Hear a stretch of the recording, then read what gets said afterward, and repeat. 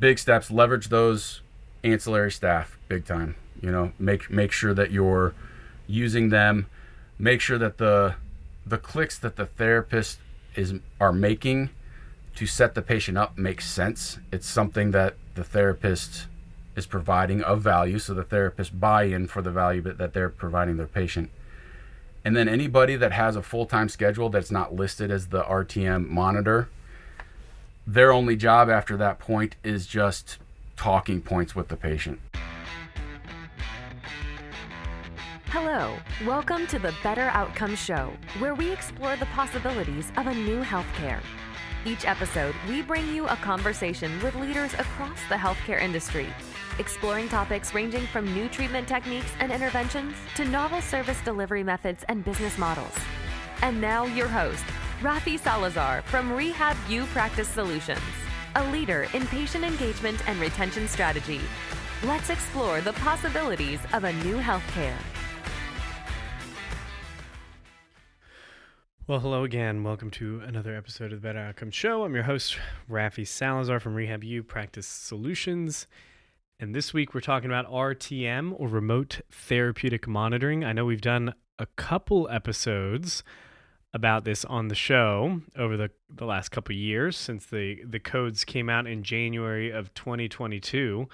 And this week I'm actually sitting down with Matthew Jurek. He's a physical therapist and has been on the show before. I'll link to his show note or the episode where he came on and talked specifically about billing RTM, the ins and outs of how you bill and when you bill, because some of the codes that CMS released are calendar date or calendar month specific, and some of them are date of service specific, and it can be very confusing. So we did an episode a while back on just the intricacies of billing RTM.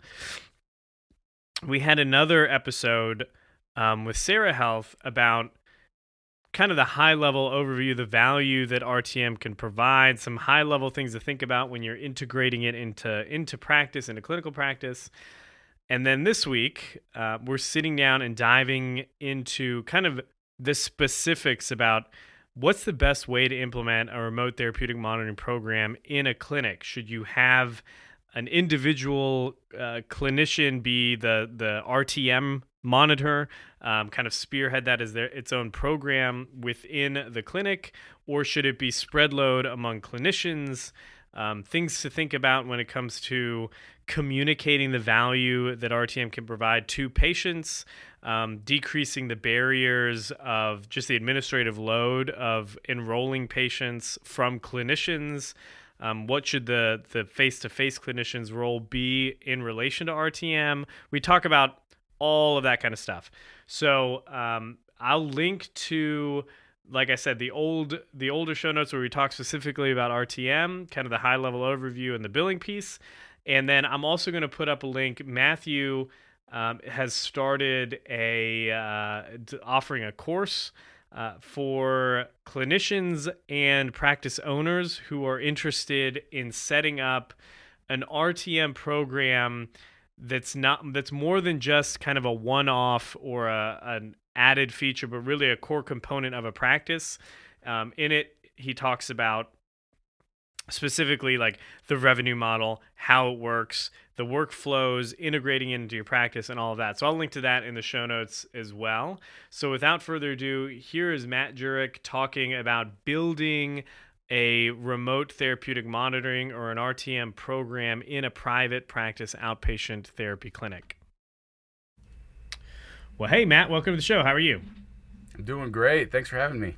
Yeah, thanks for coming back. I know you were on a while back to talk about RTM, but before we dive into kind of more into the weeds, just give us a high-level review, like who you are, how you got involved in RTM, and kind of what you're doing now. Yeah, 100%. Yeah, the story hasn't changed since the first time we met.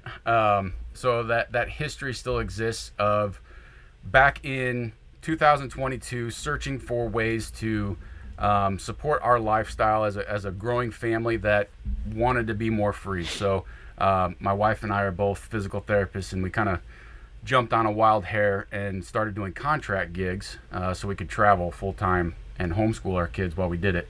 Been a cool evolving lifestyle. So in 22, I was doing a contract with my prior employer, and he said, "Hey Matt, I want to support you. What you're doing is cool. Have you heard about RTM? I don't have the bandwidth to figure it out." And so I jumped on that and I dug in, figured out what it could be, realized quickly that it's a software, yes, but it's a lot of people work, like the profession is itself, the nature of the profession, all the way from how your patients are contacted by your front desk to how your therapist builds rapport with your patient in clinic.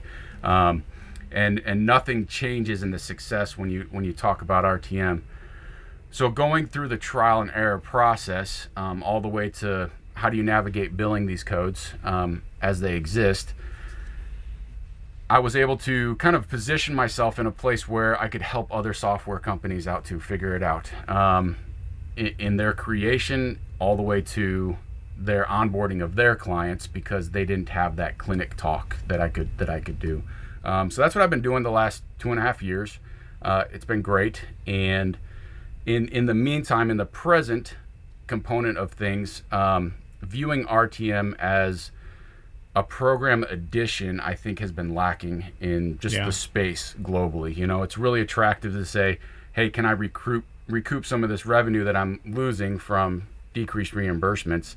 Well, let me just plug in this program and hit go. So a lot of folks out there are trying it with that perspective, and I feel the lack in understanding that it's program based, value based for your patients, and when the patients perceive that value, then participation and outcomes improve. So that program building management component is lacking, and I wanted to produce something that empowered the therapist to take control of that role and kind of own it for their own clinic and possibly expand however big their business mind is and their goals are. Can they make it their own component? So I went ahead and wrote a course about that, and how to do that. And thinking about when I was creating the course too, it's almost like involving a specialty clinic. If you were going to say, hey, we have a TMJ niche that we fill in our clinic. Well, you're going to have to pay somebody to learn something about TMJ, and that somebody's going to have to manage it, own it, market it, all this stuff to make it successful. It is a program in a way that you're adding to your services. Just more people than a select niche can take advantage of it, and that's how you kind of capture these new codes that people are still fumbling around on. So, yeah. So, there's a lot of places we can go there, but I guess the biggest one is I like this idea of looking at it as a program that you're implementing versus like not like an upsell or an upcoding that you're just doing, right? So, I guess from a standpoint of strategically for maybe like a clinic or something like that, you're talking are you recommending like having a dedicated person that like you own RTM for our clinic, or like is there a split? What are you seeing that's working or not working, or when it comes to like creating a program of RTM? It's kind of been what I've helped to draw a picture of, and a lot of different companies are kind of going this route too. In its infancy, it was, hey, look, it's something that a therapist do anyhow. You already send an HEP, you already send education, you do this stuff. Let's move it to a platform, capture that data that's sent back, bill it appropriately, and if you happen to take a call during your busy lunch hour, get credit for it, kind of thing, right? Yeah. And then you'll make all this extra money. So unfortunately, that's the perspective that still exists to some degree. I think a few people caught on and said, well, I'll do all that busy work for you. We'll just split it. So, you're a company in Colorado that's got hired a service in Florida that's taking care of this. Yeah. That exists and it can be successful. My true PT spirit has a little bit of difficulty with that, Yeah. My sweet Betty Lou that's I'm working with in the clinic, getting calls from somebody that doesn't know her or really is like a part of the team. so that oddity creates a barrier, I do believe. So what I see is, if you've got a team of therapists and there's a desire by a therapist to own a program or work a little bit more remotely or do something like that, or you can see that they're a motivated person as an owner, Jimbo can do more than 40 hours in the clinic. He wants a side hustle. I'm gonna attack him. He's my bulldog. I'm gonna attack him on this program. So then he kind of owns it and takes care of all the nuances, because it is a new habit to be built by your staff, all the way from leveraging who you've got, front desk, aides, techs, to assist the clients, take some weight off the in-clinic PTs, to training a new habit in a PT, which is hard. My joke from day one is like, don't change the clock from one wall to the other. Yeah. You're going to hear it for the next 6 months. So this is a new habit for them to build. So somebody overseeing that takes that plate, that off the plate of the management, to the communication aspect and the monitoring aspect, the making a program that's robust enough that your patients are going to buy in and use it. Yeah. And then the timely billing component too, because it's such a fine tune ebb and flow of hitting the timing that CMS wants and the submittal of these codes and stuff, that if you leave that up to therapists or try to batch bill, it gets a little messy. So having one person kind of do those roles in their RTM time, you can look at it that way. They've got 3 hours of RTM time built into their schedule, or they want to do extra, so they do remote, or you've got a mom that's nervous about coming back full time from maternity leave. Well, she'd be a great candidate to run this from home, and then you hire another therapist, so you're not losing clinic time, appointment time in the clinic. So that's kind of from leadership how it can be done. And then I'm all about empowering that therapist to take the lead. Meet your goals. There's options out there, and this is a good one. It can be lucrative if you do it right. Yeah. I like that. The keeping it part of a team, especially for like smaller clinics, like people get to know, Rafi or Matt, and they see him around the clinic, and when you're especially doing something new with a patient, it's nicer to be able to say like, oh, Rafi will be checking in on you. You've already seen him in the clinic. He does this for all our patients or something like that. Like there's just some of that relationship already built in, which is nice. But so okay, we've got the program, this idea of a program, and we've kind of outlined like maybe some different ways to look at it. What about like maybe a clinician who's listening that wants to do this but is kind of unsure, like is my clinic going to buy into this? Like how can I pitch this, for lack of a better word, to management or to the owner? Because when I talk with people all the time about it, you probably get this too, like a lot of clinic owners are like, no, it's something new, I don't need to mess with that right now, like my bandwidth is already spread too thin. So I guess what are some strategies or some ways to think about it as a clinician wanting to build out a program like this, as far as communicating it to management and stakeholders? That's you hit the nail on the head with the unique situation that I found myself in. Going back to the history in 22, that's what I wanted. Found that something existed, but nobody had done the work from how this looks, right? So I kind of did all that hard work. And then have met individuals, just as you described, that do part-time this, want to bolster that, have goals for their career to go elsewhere. How can they run something, propose it, and find out the nuances and do them well, that they could either grow it or be happy with the way it is. And so a couple specific individuals that I've met fairly recently served as an inspiration for me to just do a course. Just put a course out there and offer it as a guideline that takes that figure it out stuff, the kind of the pre-work that is required to figure out what is necessary, and just lay it out in a 5-class course. So I've done that, produced it. I want to stay personal, so if anybody's looking for that option on more material on it, from day one, it comes a personal contact that's received by me, and then I want to be a part of that journey, because it makes me happy and fulfilled in what I've created to know that it's being successful for the individual. So, it's kind of almost an email basis. Let's get to know each other and see if this is going to work scenario. So that course that I produced is to empower that inquisitive, motivated staff therapist to all the way from how do I approach leadership and lay it out. I've got even a proposal template that they can just stick their name in, basically. Run through the numbers with leadership, and then it comes with PowerPoints to train the staff. How do I track and train my staff, because the habits need to be built? What's my own individual workflow look like so that I can track patients and bill on them appropriately and communicate with them well?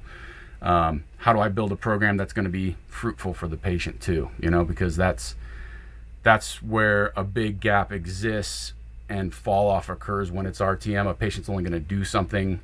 Yes, they have to be told, but they're only going to do it for so long. Yeah.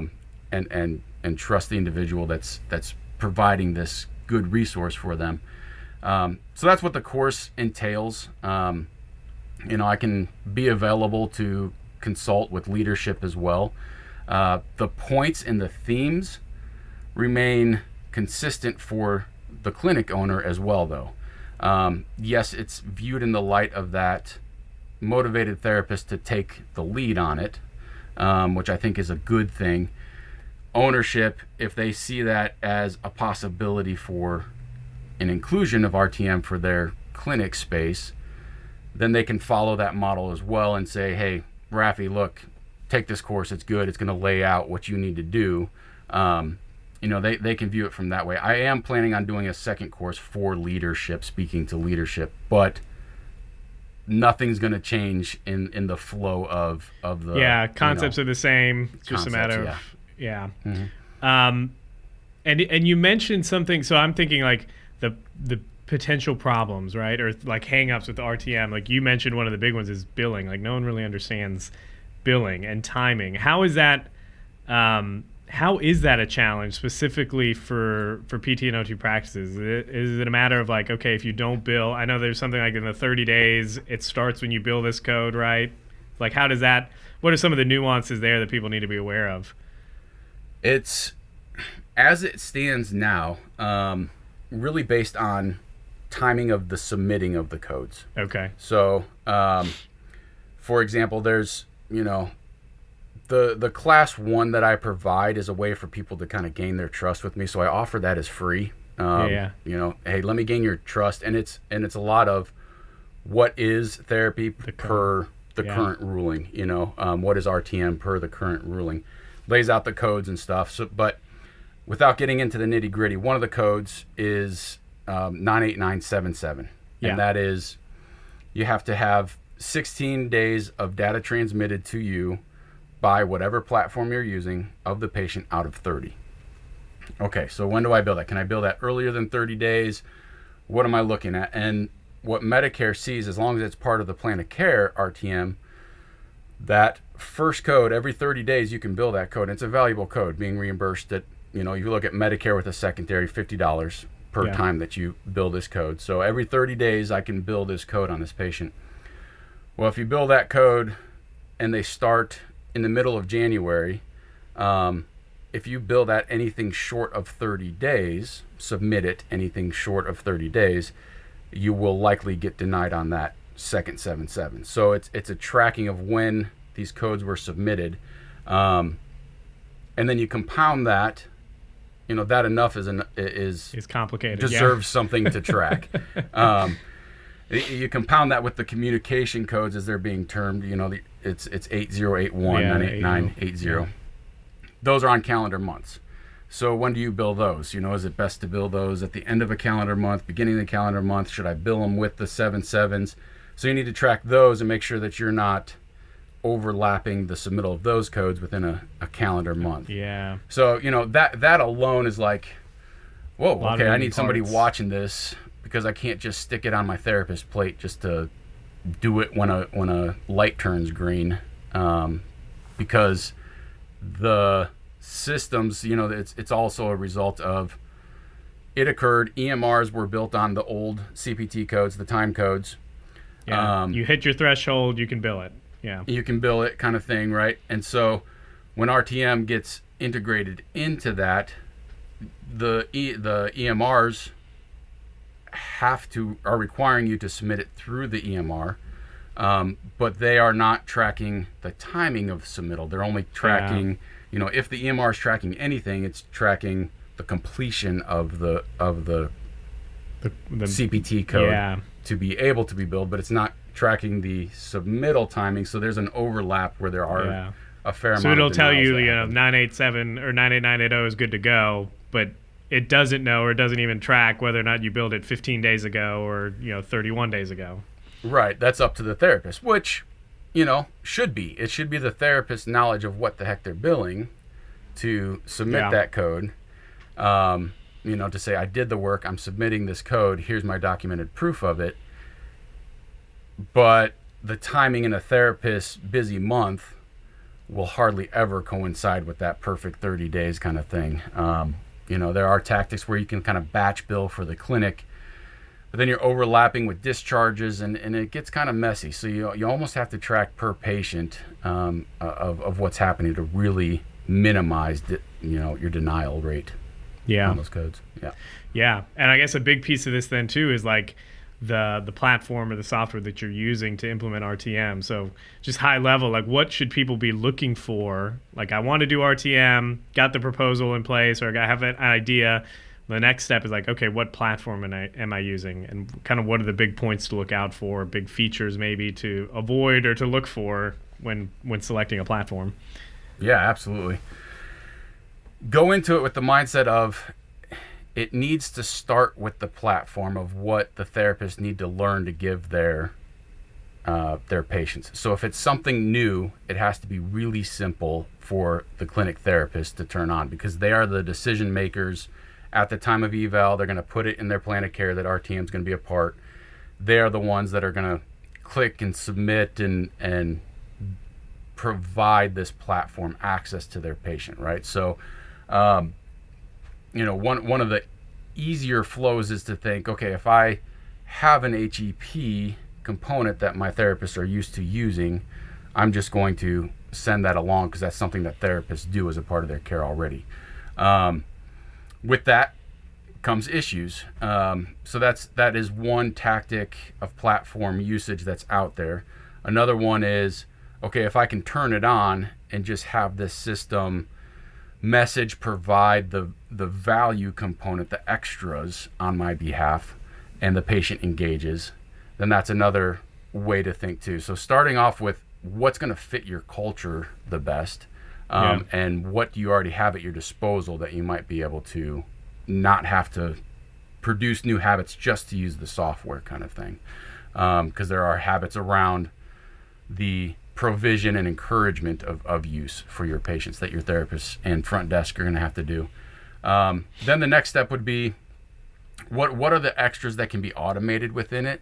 I'm kind of big on, and you've heard me say it a couple times just in our 20 minutes here, the patient that perceives it as valuable is going to be the one who engages the most and produces the most of these codes, right?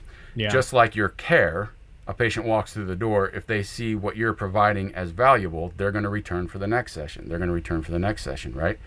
So nothing changes, and it fits in line with the PT credo.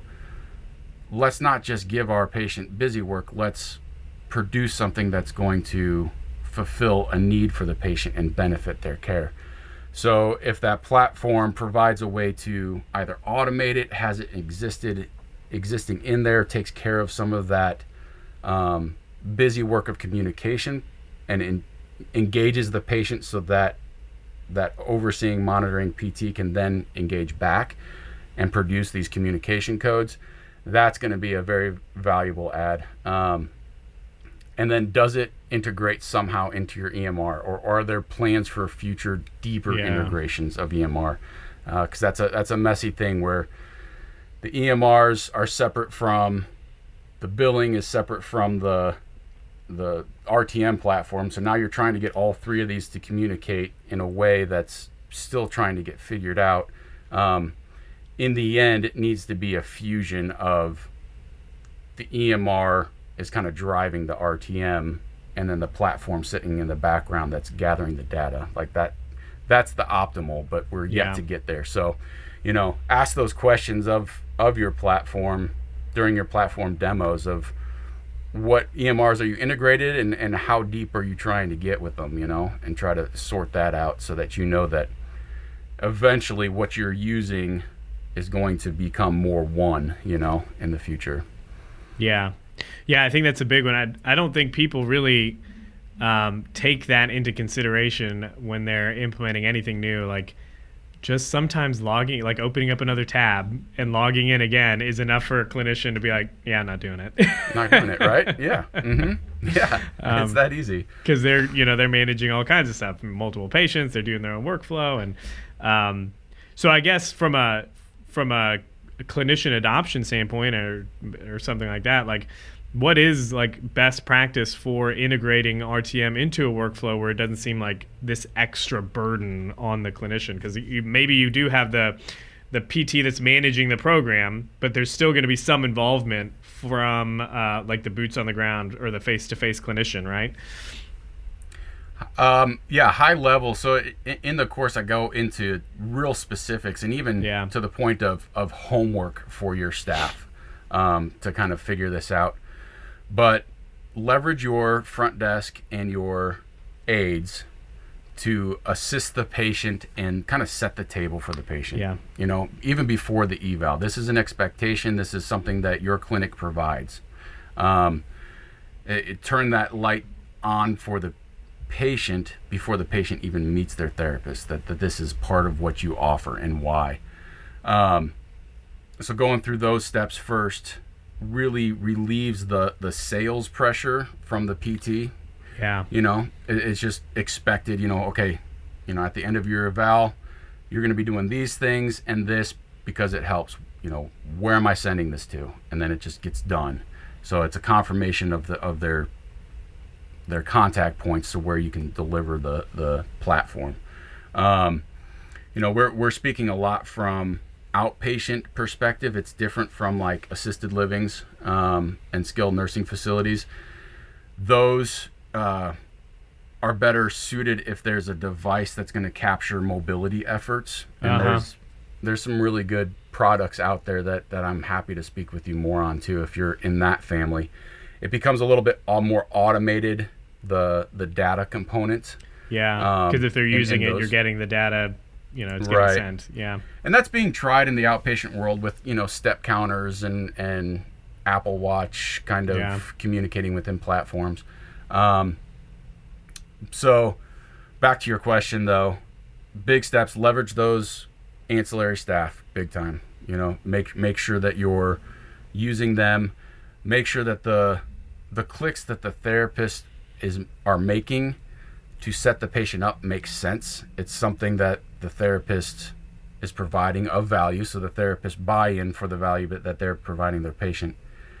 And then anybody that has a full-time schedule that's not listed as the RTM monitor, their only job after that point is just talking points with the patient. So just kind of a presence of mind. Take all the other responsibilities off because those get lost in the shuffle of a busy therapist. Give all the other duties of monitoring, tracking, communicating, billing to your RTM person. Yeah. Guy or gal. Mm-hmm. Cool deal. Yeah, no, I think those are great tips. We're getting here near the bottom. Is there anything that we've missed that you want to like pinpoint when it comes to, maybe a listener that wants to implement RTM? Like what haven't we talked about that they should put on their radar? I would just say, back to the goals, kind of stepping back and what are your career goals? Are you happy with what you're doing? Are there ways that you can assist your clinic family at the same time support your own at-home family and goals? This could be a very viable option for you.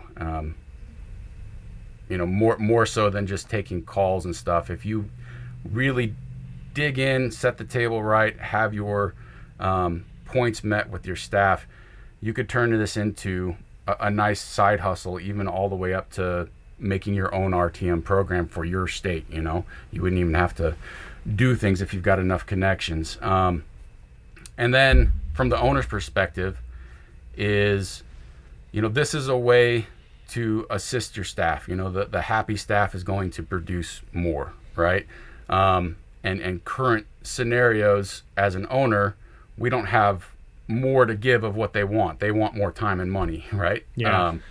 So how do I get some of that? So implementing an RTM thing, if done right, could support the goals of one individual, but the love could be spread amongst everybody. So knowing your staff is key, and seeing their goals and identifying those roles, and supporting the system.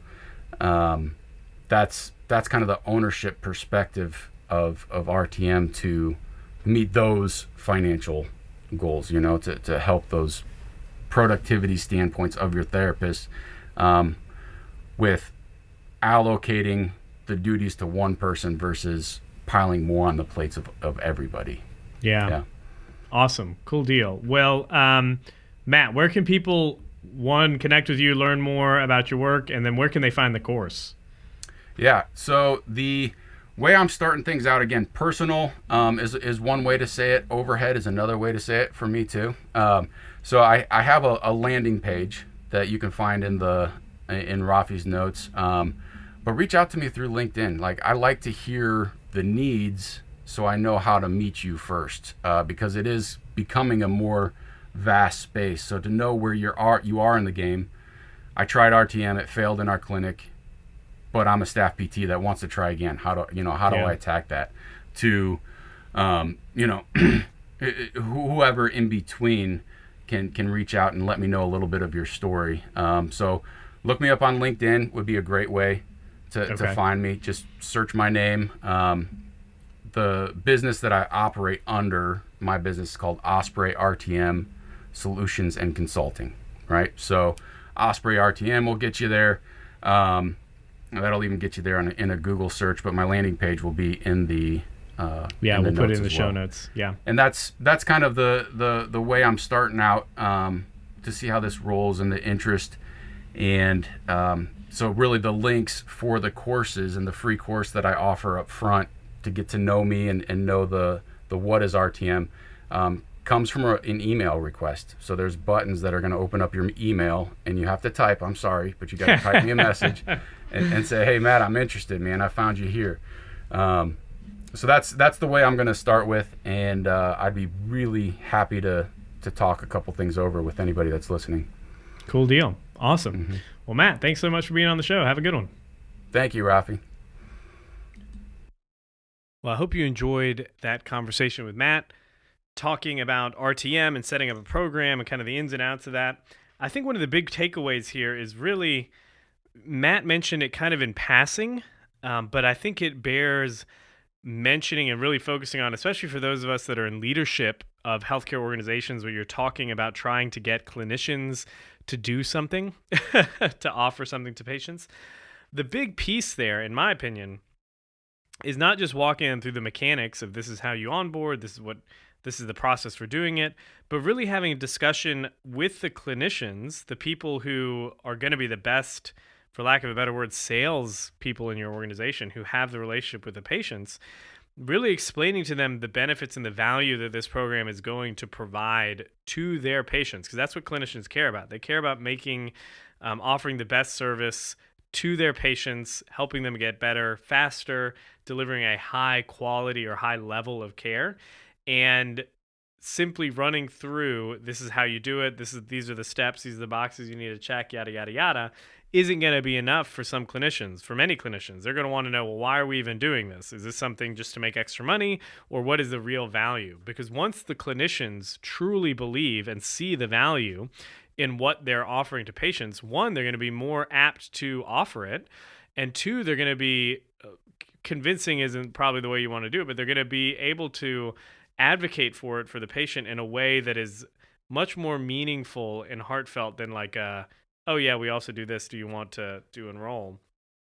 When the clinician can really explore the benefits, be told the value that it's creating, Maybe you'll have a clinician then that ends up going off and doing a little bit of their own research and then come back and say, you know what, this is what we were told, and this is, the research says XYZ. I'm really, really wanting to try this with you. And then you get less barriers to enrollment, probably higher engagement levels as well, I would assume. So anyways, if you want to learn more about Matt and connecting with him, I'll link to everything at the show notes. You can find that at either betteroutcomes.show, and then click on the link to take you to rehabuppracticesolutions.com, which is where all the show notes are housed. And you can find that under, you go to rehabuppracticesolutions.com, you click the Insights tab, and then the podcast, The Better Outcomes Show. And you can see all the past episodes there, all of the show notes, links to the websites and the LinkedIn profiles of all of our guests, any kind of offers they have for listeners, and the like. So you can, again, find that at rehabuppracticesolutions.com. And if you're a healthcare business owner and you're wanting to differentiate yourself from the competition, you're wanting to create a system that delivers and drives business for your organization in the form of qualified leads, check out the Healthcare Positioning Alignment Workshop, where I help you do just that. It's 90 minutes. We build basically the firm foundation upon which all of your sales and your marketing strategy and tactics will be built, upon which they will rest, right? And the goal is to create a truly compelling value proposition that gets those ideal clients of yours to say, yes, I need to meet with you, or I need to buy now. And that's what we're trying to do with the Healthcare Positioning Alignment Workshop. You can find out more about that at positioning.rehabuppracticesolutions.com. That's positioning.rehabuppracticesolutions.com.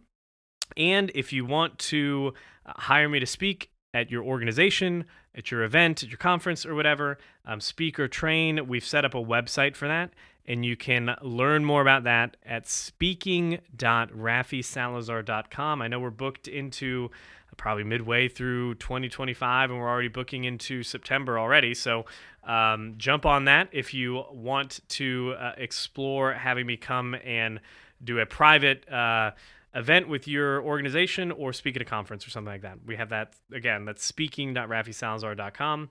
Again, if you want to read the book, Better Outcomes, A Guide to Humanizing Healthcare, you can find that at book.betteroutcomes.show. And then just share the show, like it, send it to a friend that you think would find it valuable.